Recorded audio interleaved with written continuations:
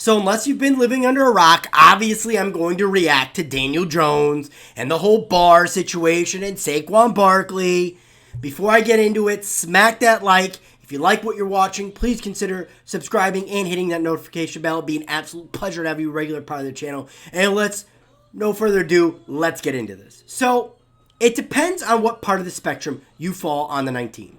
Are you a person that takes this in stride? You don't find it as big of a deal? You think it's exacerbated in the media? Or are you a person that's like at a level 10 where you're like, it should be locked down, nobody should be going anywhere, what is Daniel Jones doing? Depending on how you fall on that spectrum, that's how you're reacting. For me, I take it in stride. I understand this kid is 22, 23 years old, and it doesn't look good. The optics look horrible. But the actual consequences for his actions are far more negligible than people are willing to admit. I'm not saying that Joe Judge may not take some disciplinary action. I expect him to. I expect either Daniel Jones to miss a quarter or a half of this next coming game. I expect Colt McCoy to start.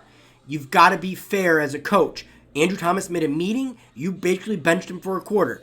Daniel Jones went out without following protocol. There's consequences to your actions. So I expect Daniel Jones to be benched because that's what Joe Judge needs to live up to. Now, again, I've heard the rumors that this may be disproven, but, it depends, again, what side of the fence you fall on. For me, I'm going to take it as it did likely happen. Again, the optics don't look good. As far as Saquon goes, to me, he's out of the equation. It's not a good move by him, but hey, he's going to go out, have surgery. Obviously, he was waiting for the swelling to go down in his knee and the MCL to heal so he could go get ACL surgery. For Saquon, it doesn't matter. Anybody else caught in this situation, I've heard Austin Mack be another one that was there. Again, you may see some sort of benching here. I expect to see it. I'd be shocked if we didn't. Joe Judge needs to remain fair. As far as what action the league may take, well, the league's just going to fine him. That's it. That's all the league really can do. They're not going to suspend him. They didn't suspend the Raiders players that were, I think, did something similar or did something completely idiotic like Daniel Jones did. This is not smart. And it's exacerbated even more because the Giants are 1-6. The Giants were 3-3, 4-2, 5-1. I don't think people would be freaking out as much. But the Giants are 1-6.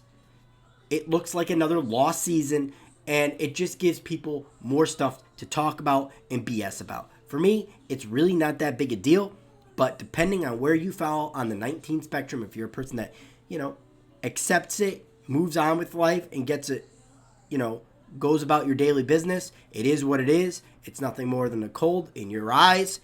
Or are you a person that's level 10? This is the worst thing you've ever seen in your life. This country should be locked down. You're yelling at people that not wearing masks in stores. Again, depends where you fall on the spectrum as far as how you feel about this. To me, the optics, again, are bad. But at the end of the day, I'm a person that takes things in stride.